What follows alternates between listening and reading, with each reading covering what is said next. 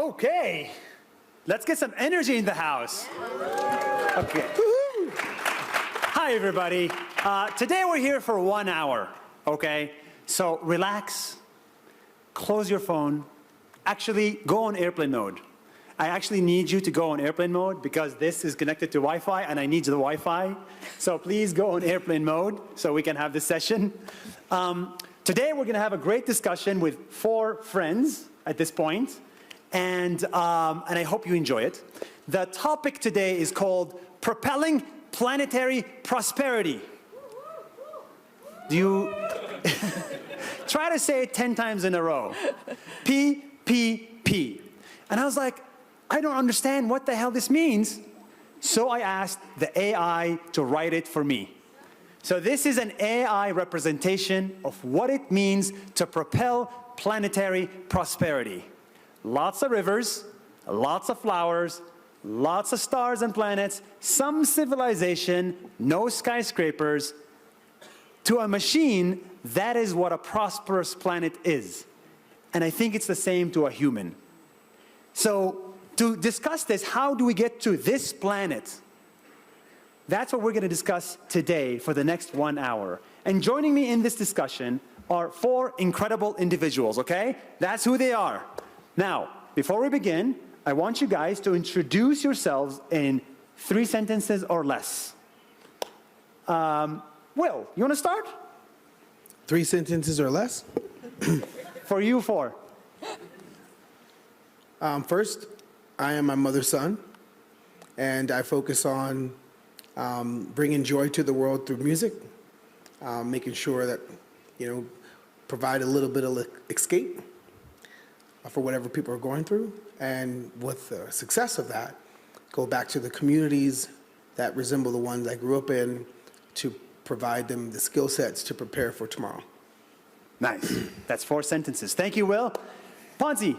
I'm going to do 2. So I'm Ponsi. That's 1. And second is I'm trying to use biology and AI to solve the food system challenge. Great. Welcome. Sowmya. Hi, Sowmya from C6, and we are trying to address alternative solutions for fossil fuels and products from them. And we're trying to do that by doing very large-scale seaweed cultivation on the open oceans. You'll understand what that means. It's very impressive. And Maickson?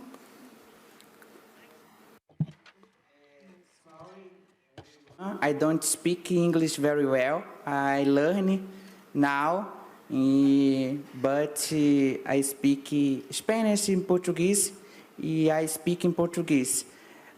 Então, So I am a teacher. I am a First Nations person in a riparian community which is 10 hours away by boat from the nearest city. This is where I was born. I live in Manaus, the capital of the state of Amazonas right now. I'm sorry, I'm a teacher, and teachers speak a lot. I can't speak little. I work for government schools, and I'm also a journalist. And I have a podcast on enchanted Amazon being. It's called Pavolagen, which in the Amazon dictionary is someone who's like a peacock who wants to show off. And I like to show off in the good way, to show myself and my people. And this podcast was amongst the 10 best in Brazil in Spotify in 2022. It's in Portuguese, unfortunately, but it is a trip inside the Amazon. Did you hear that? Thank you, man. And thank you, translators. Okay, so I don't want this to be boring, okay? So today, we must disagree at least once. Okay, guys? Should we start now? No, we'll agree on to disagreeing, okay? Now, today's conversation is going to be structured as the following. Everybody here wants to make the planet better, but you cannot make everything in the planet better, okay? So there's some problems that you focus on, and you just see them for the next 10, 20, 30 years, and you focus only on that. So I want to ask people here, what is the problem today that you're focused on solving? What is the solution that you're about to do? And how do you make money from this? you know, everybody here has a salary. You need to make money. You can save the world and still make money at the same time. And then I want to understand how you can also make the world better in your own way, even if you find that intimidating. Is that clear? Are you guys ready? Yeah. Okay. So I have another AI image about the problems in today's world, okay? Can anybody guess what I asked AI to say? Like, what was the prompt for this image? Does anybody guess? Anything works. Just guess anything. What's wrong with the world, Mama? Water? Nice one. No. Oh, darn it. What happens if there's no water? No. Close. Okay. Planet Earth in 10 years without any activists or scientists. Oh. This is what AI thinks the world will look like without all four of you guys. So, Will, tell me a little bit about the problems you are focused on. What do you care about? What are you dedicating your life towards? For the past 12 years, I focused on the inner city and doing my best to focus and bring skill sets to kids to bridge the digital divide. The world is getting more technological, more advanced in the tech sector, but these skill sets are not taught to kids in the inner city. So I bring robotic skill sets and computer science skill sets to them to prepare for this very hyper technical tomorrow. And this problem exists where exactly? In America, in Europe, where exactly? This problem exists everywhere on Earth, where big companies are investing more and more money to make machines smarter, but governments aren't, you know, equaling the investment to make people smarter. So you asked the machine to do that, and it did it in a second. Yeah? You can't do that for a person. You have to be highly skilled. Not everyone has the ability to do that. In the next couple of years, every computer will be able to do that. And that's because a huge investment went for that to happen. It just didn't magically, accidentally land in that place. So if I get this right, the problem that you care about is that some parts of society are getting a lot of opportunities, but other parts of society are not getting as many opportunities. There's a divide. Not only opportunities, they're not being prepared. But at the same time, there's so many jobs that are not filled. It's like, it's the only time in the world where so many jobs are needed and no way to fill them. So they're not teaching not only kids in the inner city these skill sets, not even Palisades or Brentwood, right? There's a football field in every school, but not a computer science robotics program in every school. That's a real problem. Yeah. Ponsi, what is the problem that you care about? Care about food system, as I mentioned earlier, and the definition of food system is the combination of three things. One is to feed the world. The second one is to take care of the climate. And then the third one is to take care of the farmers. So what I do care about is, rather than debating whether we're going to feed the world, whether we're going to save the planet, whether we're going to give profitability to farmers, what I'm trying to solve here is these three things can coexist. And it shouldn't be a debate at all. There are ways to actually solve it. The question becomes that, are we willing to actually take the side whereby you might want to give up something, but work together to create these three things? And the way I think about it is, if we could make these three things happen, it's going to solve a lot of challenges when it comes to the climate change and food. And bear with me a little bit. If we get it right, these triangles could become a pyramid. And what happened with pyramid? It stays for such a long time, and that's actually helped to create a new history of humanity. So that's what I'm trying to work into that. Okay, hold on, Ponsi. I don't get the problem because there's a lot of food. There's a lot of food. There's a lot of food in the hotel. I get breakfast, lunch, and dinner. Because you talk What's the problem with food? Yeah, the issue is you talk about where you are. The food is actually, you have to think about the global system. This is when we talk about food system, we talk about global. Don't think about just in the city. Don't think about just only in the urban area. So think about everywhere, right? So you think we're going to run out of food soon? So if you go by the food, yes, of course. If we continue to go the same way as we go today, if it goes to the rate as what it is going today, we're not going to have enough food.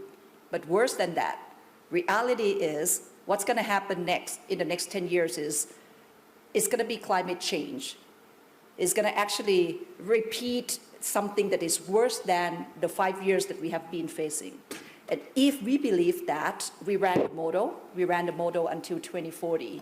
And what it said here is, if the climate carries on like the past 5 years, if we don't improve the technology by 20 times, we won't be able to feed this world. Okay. That's it. There you go. That's a real problem. Sowmya, what do you care about? I think when I say what we do at C6 today is about addressing part of what Inari was talking about, right? We want a planet to continue to live. And the way we are living today is not helping.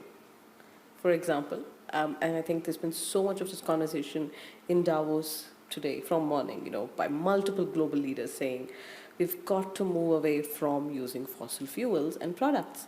But the issue is, you can't just tell people to move away and stop using any of the products, right? I mean, any of us in the room here, if we say, let's stop using plastics, let's stop using fertilizers to produce food, which are all derivatives of the fossil fuels themselves. It's not that easy, it's not that simple. But I think what we're also realizing as we're growing is, fossil fuel is nothing but plant biomass, right? So there could be solutions. So I'm not going to talk about the possible solutions, but the real problem here is we've got to move away from how we are using fossil fuels in our lives and look at solutions and alternatives which are much more climate friendly. Otherwise, we're not going to have a planet a few decades from now. Got it. So this is why I love this panel so far. Every single person here cares about a different problem. She cares about the energy to sustain the planet and replacing fossil fuel. She cares about the food system. If we don't do something about it, we may run out of it. He cares about opportunity and access to all society and not just parts of society. Maickson, what is the problem you care about?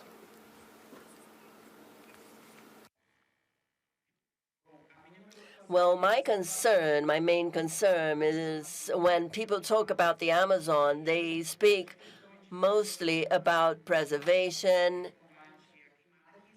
and not burning over the land. And this is very important, and I couldn't agree more. But often people forget the 25 million people who live in the Amazon, and these people are those who protect the Amazon the most. So we have to take these people into account and to assure them a good quality of life so that they can go on living in their Indian tribes, in their communities, so that they can go on preserving the Amazon. People who live there, these 25 million in Brazil alone, preserve the forest a lot more. So we have to look not just at the forest, the Amazon, but the people who live there, how we can help them out so that they can keep on preserving the Amazon. And for that, they need a task force of the whole world. And I am concerned with these people. This is the universe I come from. My family lives in an indigenous riparian community. So how can we help these people who are living there? And I am also concerned with culture, preserving their culture. It is important to preserve all of this knowledge. We have indigenous people's medicine, which is so important, our beliefs. And we have to respect and care for the knowledge that has been conveyed to us by our ancestors. Thank you. You're amazing. Okay, so that's another problem. Not all problems are everywhere. Some problems are global, like food system. Some problems are local, like your culture, your community, your people, your country. Great. Raise your hand if you're depressed. Will, are you depressed yet? No, Why not? I'm too focused to be depressed. Oh, snap. What does that mean? Well, like, the energy is either going to consume you, or you use the energy to solve problems. You can be depressed, you could be sad, or you could, get motivated and have more hope, so you inspire the next generation and prepare them. So if I'm depressed, then I wouldn't be a responsible adult. Because I remember when I was growing up in the projects, in the ghetto that I'm from, it was dangerous, it was violent. The 80s was tough, the 90s was tougher, but we had programs. And so before I had success, I was one of the families that would give free food to the neighborhood. And we were poor. And so it's one thing to get free food from rich folks. And it's one thing for us to feed ourselves. That gives you dignity. So we were doing philanthropy just not because we were rich. We were doing philanthropy because we cared about our community. And we did it with a smile on our face. And yeah, I still keep that. I love it. I'm too focused to be depressed. Speaking of that, Ponsi, I know you're focused on a solution, and I'm really excited to talk about your solution, okay? What is your solution to the food problem? Where does it start? Should we stop eating meat? Should we go vegan? Or Vegan. Are you vegan too? Yeah. Nice. 8 years. Let's go. How many years? 8. 8 years. Vegan or vegetarian? I said V-gang, bro. It's a gang. The only reason why you got to come at that, turns out the other side is just as gangster. They connected with the drug administration and feed you a whole bunch of bullshit, and you get sick, then you have to take drugs. That's gang mentality. Okay. Drugs. And gangs sell drugs. So I see that as a freaking gang. So I V-gang up, just like with the gorillas and shit. They eat plants, homie.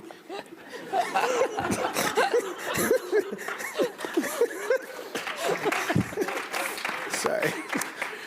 Ponsi, don't work with Will on anything food related. I'm not sure. It's pretty exciting the way to think about it. So, Ponsi, what's your solution? I'm going to look it up right here. Yeah.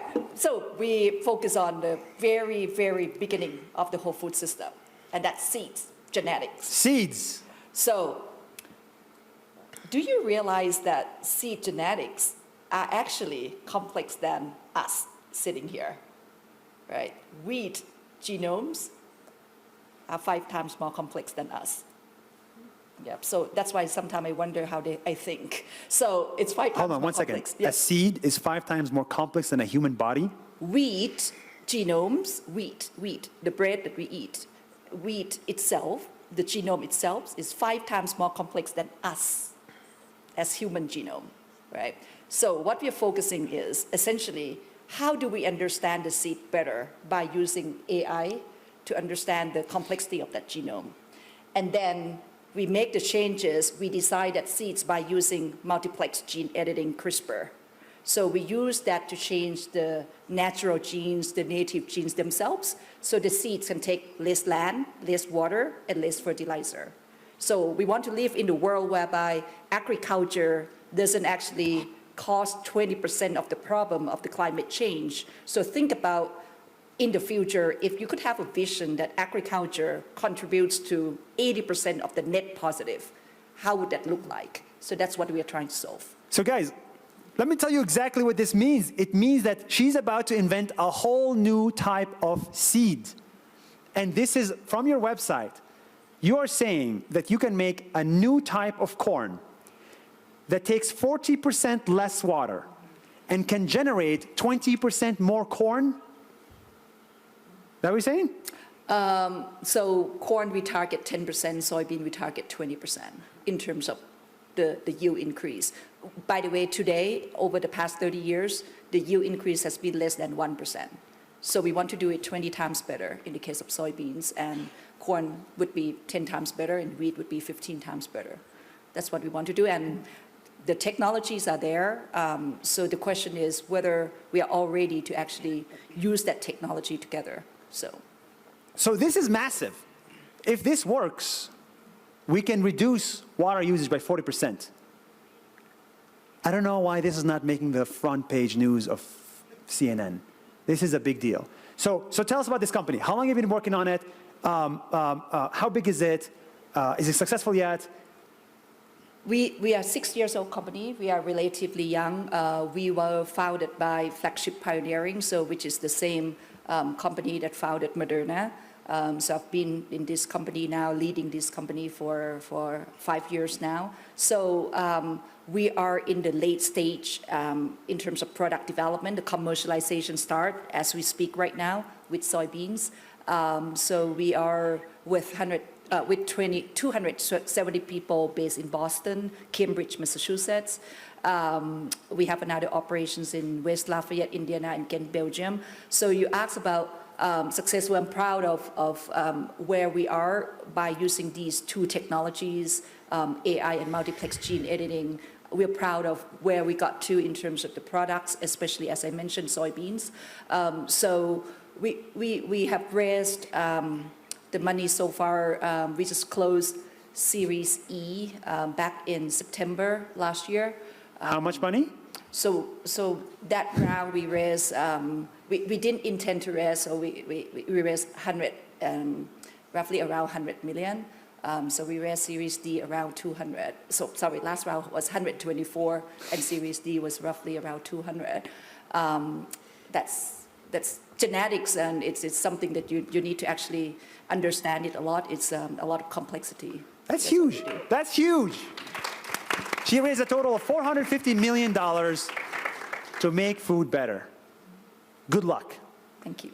Sowmya, what's your solution to your problem?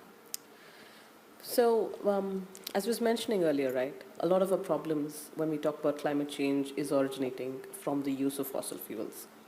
Now, how easy is it to replace it? Not easy. Okay. Actually, when you look back, what exactly is fossil fuel? It's nothing but plants. It's buried plant matter, which went into the earth millions of years later, which is pulling out all the carbon out there. So what we're trying to do at C6 is, instead of trying to take the plants buried under the earth many years ago, can we actually grow plants today, which can then be converted into most of these products, right? Huh.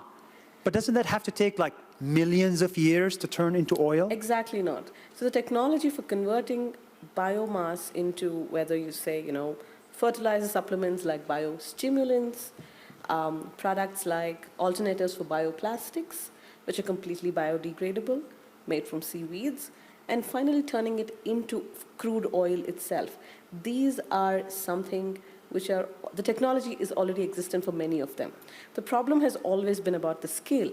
Can you produce so much of biomass? There's been a lot of companies before us working with different kinds of plant material to get to the same solution.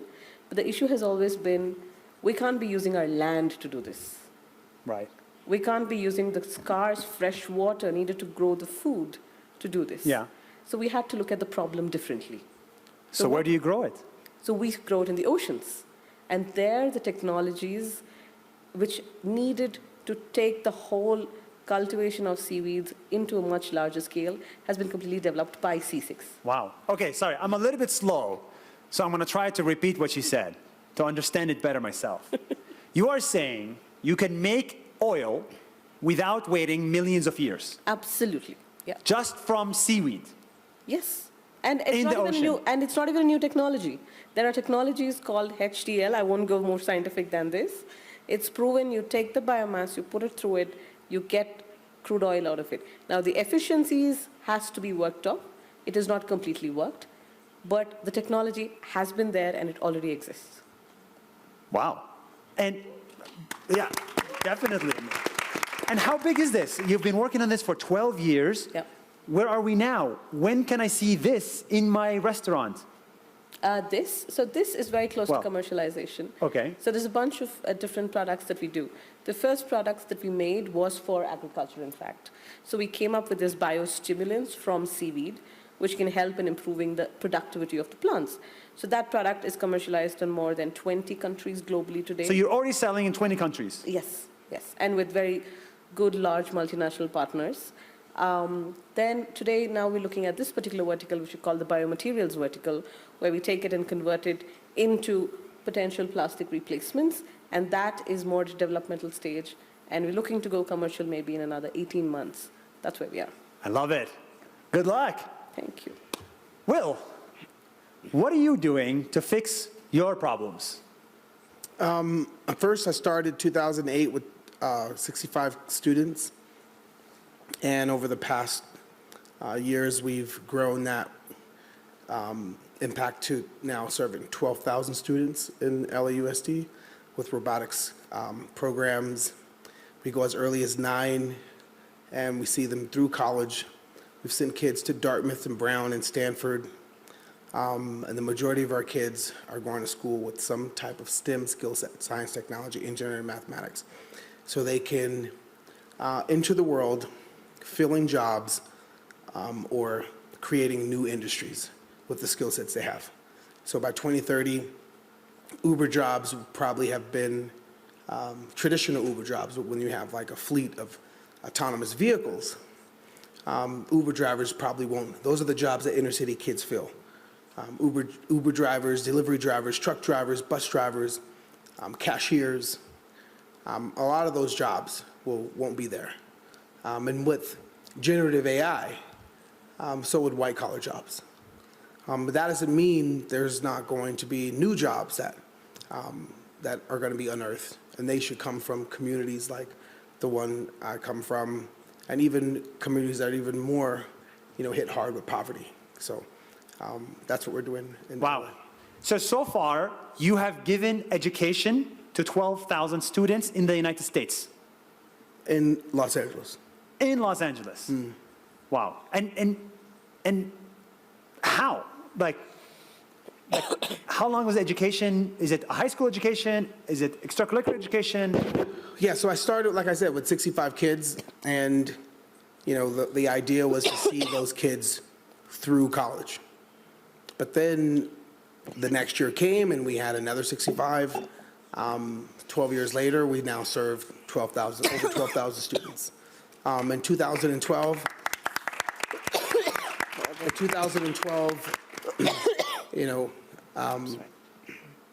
I donated around $1 million to who is now King Charles, Prince Charles, to start his STEM program.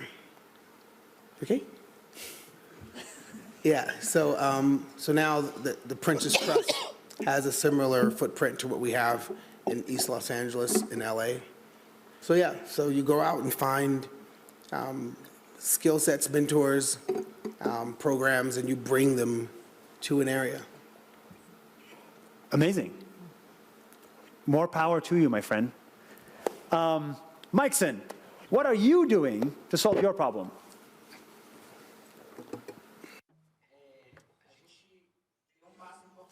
Well, we took a big step to be able to solve our problem, which was to elect a new president in Brazil. So over the past 4 years, we had a huge regression in terms of preservation of the Amazon, and that has a direct impact on the people living here. So we set up a big articulation. It was hard to actually win the election, and we were close to losing. I admit that I was very scared, because if we had to go through 4 more years of a government that is going against preservation actions, and you said that it was a local problem, but despite the fact that it is a local problem in Brazil, it has a direct impact on everyone due to the importance of the Amazon's biodiversity for the entire world. Also, I have been working very hard with communications. So how how am I going to make sure that these riparian communities, because they have a hard time accessing different spaces, now we are starting to get there. For instance, at the Brazilian Congress, the National Parliament in Brazil, out of 500 congressmen and women, we only had one who was indigenous, and now we were able to elect 3. So it's a process, and I try to learn what I draw from journalism, the strength of communication, to make sure people understand the importance of voting. These riparian communities and indigenous communities are voting better. They are searching for that knowledge, and they're searching for their own space. They used to think that the decisions that were made in these spaces didn't impact them beforehand. So now through communication, and I worked very strongly on communication, we're trying to get there. And I also try to recover some of the knowledge that we have. We have people who embody a lot of knowledge. Despite the fact that they didn't go to school, they have very broad knowledge about a lot of things. And I realized a lot of people were dying, especially during the pandemic. So I tried to set up some kind of registry where I compile a lot of that knowledge. And also there are places in the Amazon where you have to travel all day long by boat to actually be able to talk to these people. So how can I have this material compiled into some form of a podcast, for instance, which is what I do.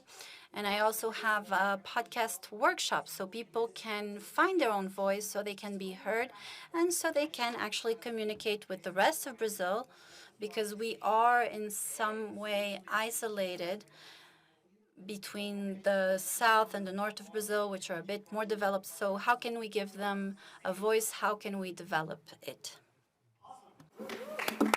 Okay, so let's summarize the problems and the solutions here, okay? This guy says, nobody cares about my local population, my local people, so I'm going to do a form of activism. I'm going to elect a new president, and I'm going to put people in the parliament from my people. And you've done that.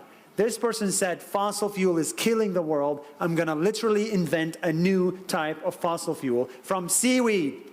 This person said, we're going to run out of food, so I'm going to invent a new freaking seed. Who does that? And this person says, I'm not included and we don't have enough education for my people and many people of color, so I'm literally going to pay for 12,000 people to go to college on my dime, and I'm going to give somebody $1 million. No, not my dime. We raised a lot of money. Not enough, but to prove that you can apply yourself. Like who would have thought a young black kid in an all-Mexican neighborhood will grow up to give Prince Charles $1 million? That's crazy. To start a robotics STEM program in East London. You know? That's incredible. Okay, so I said we have to disagree at least once, okay? So guys, I mean, you're not going to disagree with each other from what it seems like. I mean, this is all nice and dandy, but like, you still haven't launched yet. This is still local. You haven't launched yet. This is still local in America. The world is still going to shit. Do you agree or disagree? So we could disagree once, so I disagree. Because the world is, yes, there's some parts of the world that people are struggling. But I'm an optimist, because I was once one of those kids struggling. So you have to have an optimistic look at life.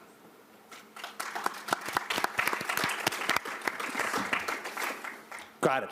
Okay, so now I want to ask one more question, and then I'm going to let you guys participate in the conversation. I'm having too much fun. Sorry I'm so crude with my questions, but I just want people to pay attention. Money, okay? I want to show you another picture generated by AI, if it loads. I'm going to see if anybody can guess what the picture is. What do you think AI is saying here? I asked AI to say something, like I put something. What do you think AI is painting? Guess, come on, guess. Anybody can guess. Audience can guess too. No. No. Parents trying their best to Nope. feed the child. The future version of inclusion and diversity.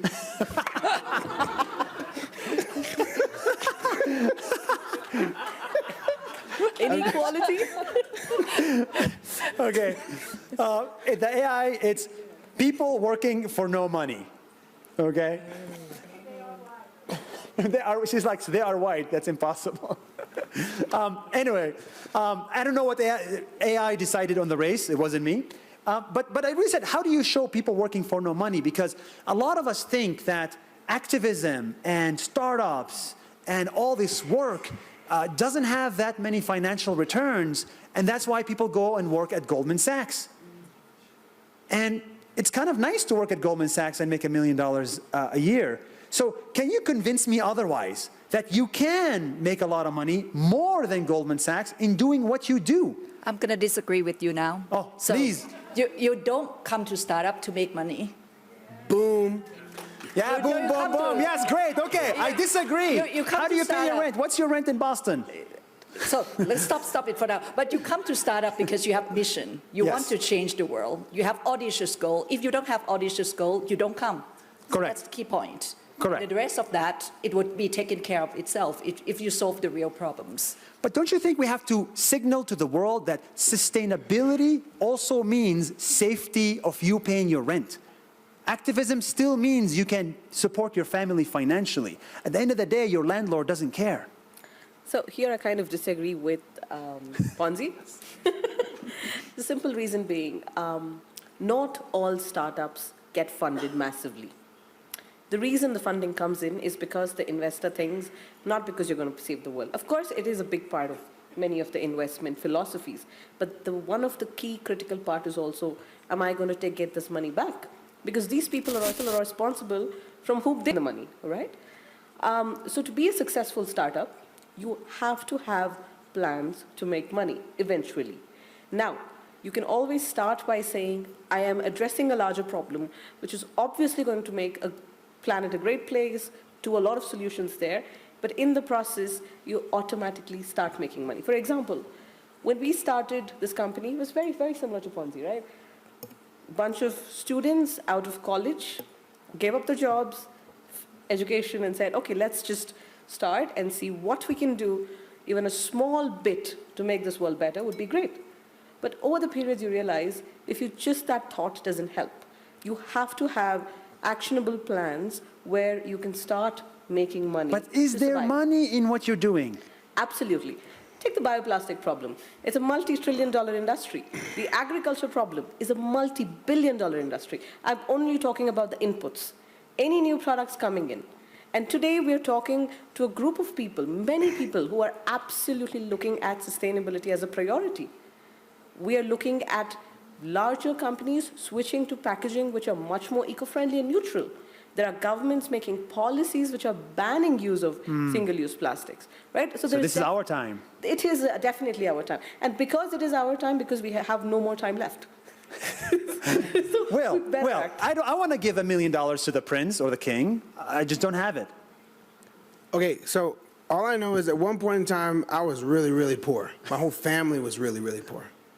And we were on welfare, and but life was beautiful. As hard as it was still beautiful.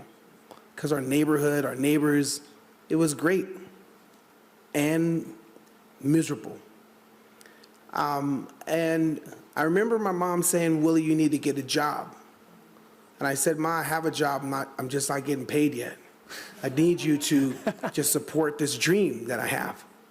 And that dream, you could pay attention to your nightmare and ignore your dream, or you could pay attention to your dream to wash away your nightmare. You have to just choose where you put in your energy.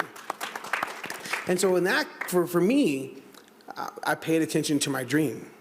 And now that I have success, I see what's coming for other versions of myself, other people that are in the predicament. And I really believe that if somebody doesn't step up to show, hey, go this path, that's going to be harder for them. And so, yes, I have a music career and I invest in companies, but then I also want to invest in my community.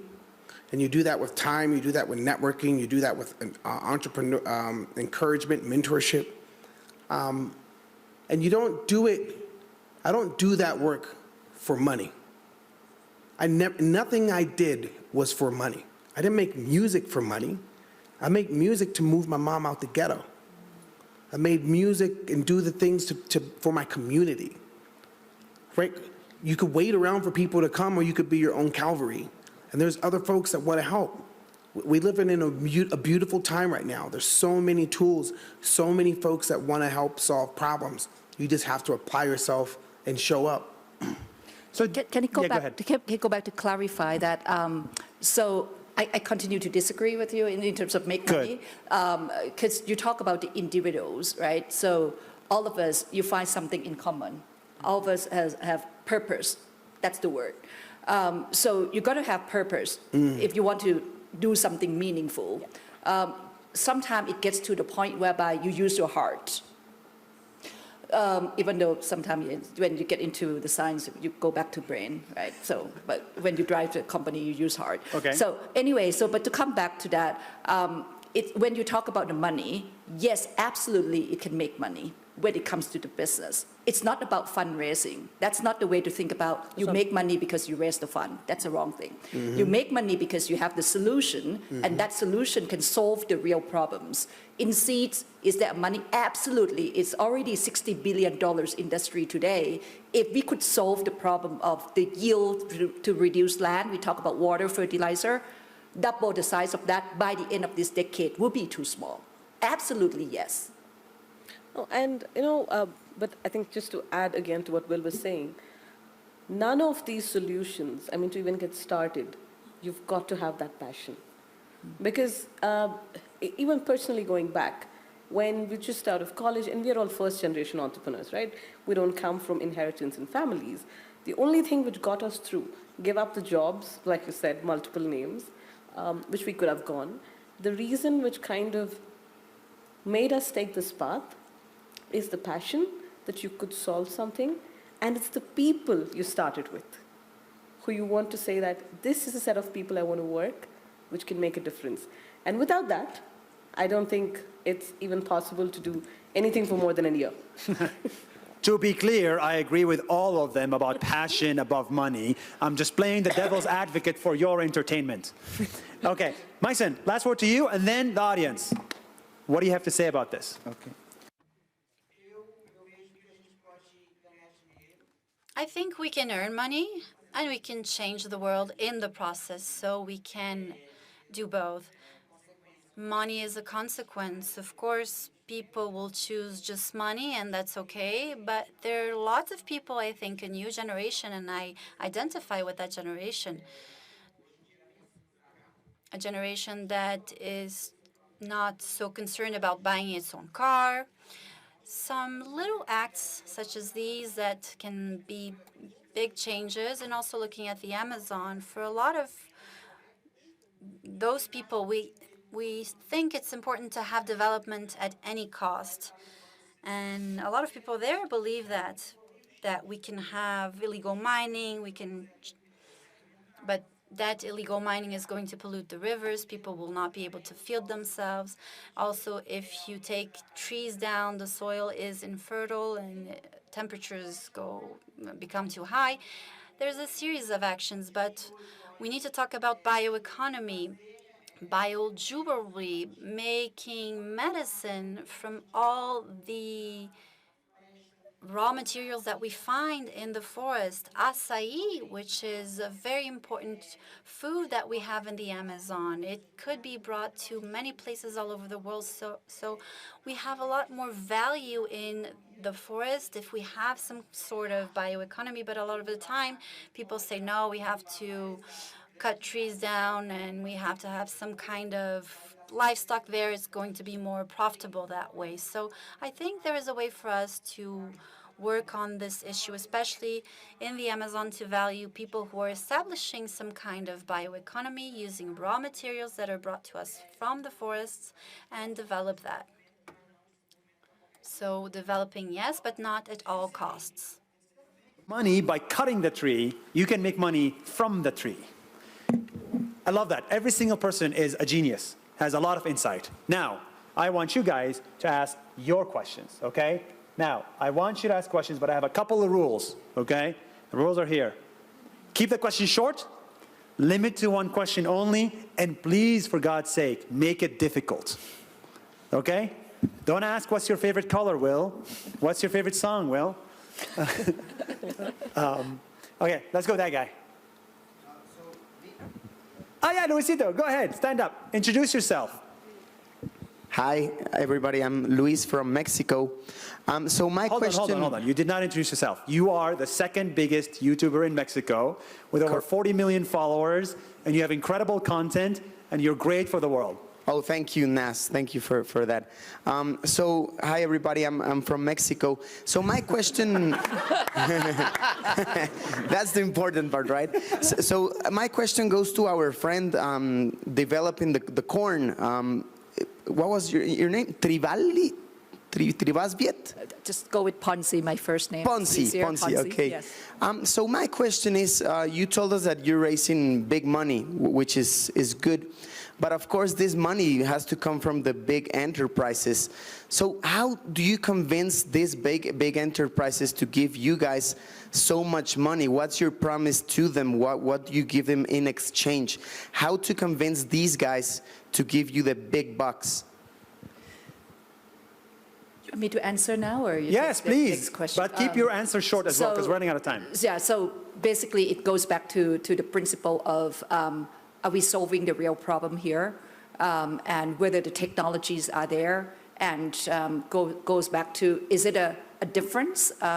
Don't do something that is only incrementally different.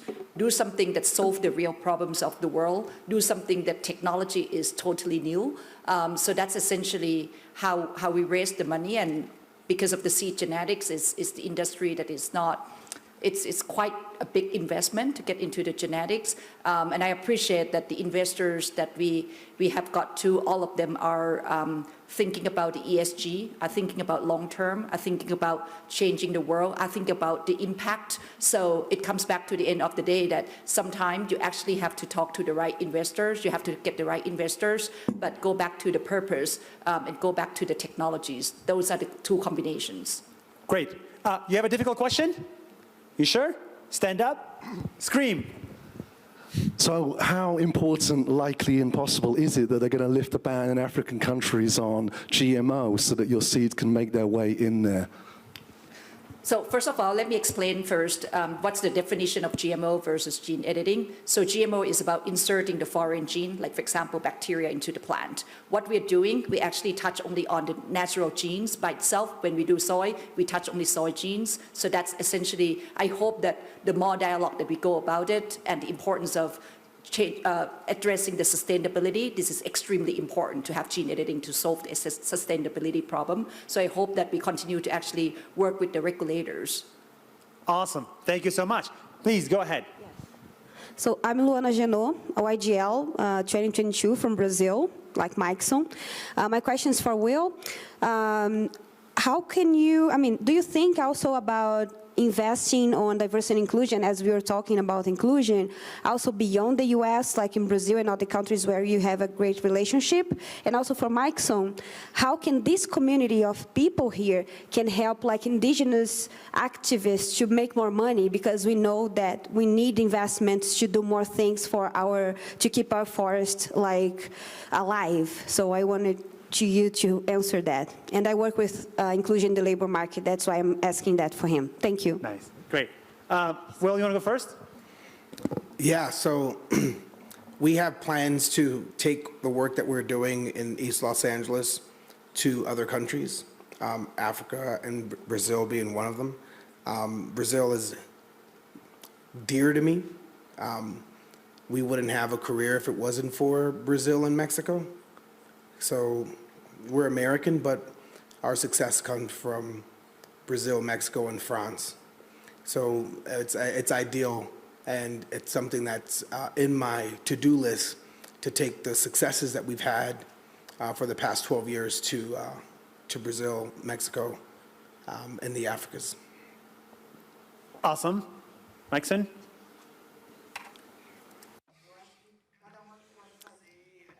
I think we can all make a difference with small actions. If you look at consumption, and if you look at where you consume is coming from, a change in habits, but also you can support us by making your countries and your representatives support us in some way. If that country is purchasing products from a country that does not respect the environment, all of that contributes to our problems. I work in a group that has a very important communication about the Amazon. It's called Sowmya.com. Sowmya is the biggest tree in the Amazon. This is journalism to support indigenous issues, indigenous leaders. It's a very independent journalism, so it's important for you to support activists through these groups, through this independent journalism, and you can go there to find information. Sowmya.com has a website in Spanish, Portuguese, and English, so you can access it. And I think there is a text, an article on it about myself, talking about fashion, the fact that I am actually wearing indigenous clothing made from manioc, which is a root that we consume a lot in the Amazon. But that's something that you can access. Make sure you look at this independent journalism and also support it with money and in changing small habits. What do we got here? Let's go, that guy in the back. Question difficult. Ja, hallo, mein Name ist Werner Schulz. I'm Werner Schulz. I come from the mountains here. And I went with my mouse on the internet and I clicked down to the Mediterranean, to Africa and Southern Africa, and then I came to Mauritius and I saw that there's already a factory that produces bioplastic and water bottles from compost material, which you put in the earth and the soil, and it dissolves. Now, this is my question, my expectation. I think that such a material on the way can come to us and can be distributed here and be used all over. This is just my hope. Thank you. Thanks for listening. Vielen Dank. I think there's no question. I think you're saying he hopes that it comes from Mauritius to here. Oh, yes. I mean, I think there is, basically, I understood that they want biodegradable plastics in Davos. Should be a reality pretty soon. As they say in my culture, inshallah, it will come. Let's go you. Hi, I'm Rushang from Luxembourg, and I live in Ghana. And one thing in Ghana, they say that it's not a problem. It's not a problem if there's no solution. So there is always solution to all the problems. One thing I wanted to add to what Nas, you just said, that every startup guy has a passion. Even I am a startup, I have a passion. The problem is to train the investor. There has to be, how do you say, there has to be money shown to the investor. I tried for 3 years telling them I'm going to solve the food crisis. There are 1 billion people who are hungry. No one listened to me. Now I created a structure and I said, invest. You can invest money, you can make profits, and you can make difference. How are we training the investors, not the farmers? Have you tried asking Will for money? Will, I don't need.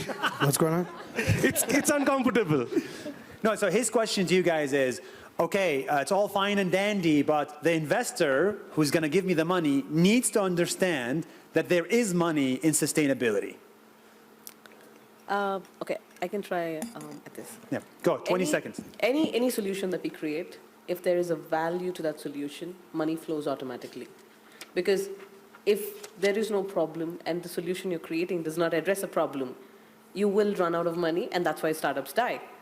If you have a solution which makes sense, which matters, money would automatically flow. That's why. But I'm going to push back, because some investors are very old-fashioned. I only invest in American companies. I only invest in SaaS B2B. I only invest in white male founders. There's a lot of these around. Absolutely. I agree on that. But the thing is, it's also changing. I am not white, not male, not American. I have a company. So that tells you that there are people who do this, right? So definitely difficult, but it's getting better. And we're all, I think, there's much more opportunities coming through. Great. Will, anything you want to add as an investor yourself? I agree with your statement. It's a big world. And if you're going to the same well all the time expecting, to be acknowledged, you're ignoring the rest of the folks that are willing and wanting to invest and see change. And if you're a company that wants to solve problems, if you're a company that if you want to bring a company to culture, you have to think about the problem that you're solving. Just company for company's sake, and then you market to get your product and only pay attention to the marketplace and mess up communities along the way, that day's done. Because you have a more conscious consumer where people want to buy things and subscribe and be a part of solution-driven companies. It's not the 80s anymore, it's not the 90s, where you bring a product to market and you market, and then you look around and everyone in the community is obese with diabetes. Those days, inshallah, are done. Inshallah, inshallah. If I could build just two builds. Yes, please. The first one, I think that's right. There's segmentation. You need to do segmentation of investors. And the second one, it is okay to go back, and delivering milestones is really key. So as long as you can prove, even you go back, they might say no earlier, but they might come in. Amazing. Guys, one last challenge in the last minute we have. No more questions. The last challenge is the following. I asked AI to make this picture. What did I type? No. Paradise, no. Close. A perfect world, close. Guys, any? Prosperity. Prosperity, okay. A depiction of a green planet full of hope and joy. Digital art. So guys, I hope this hour is amazing, right? If you look at here, we started with the problems, impossible to change the planet. You have 4 people. One of them is educating tens of thousands. One of them is changing food. One of them is creating new energy types. One of them is installing new presidents. This is incredible. You're all incredible. Thank you for listening to us.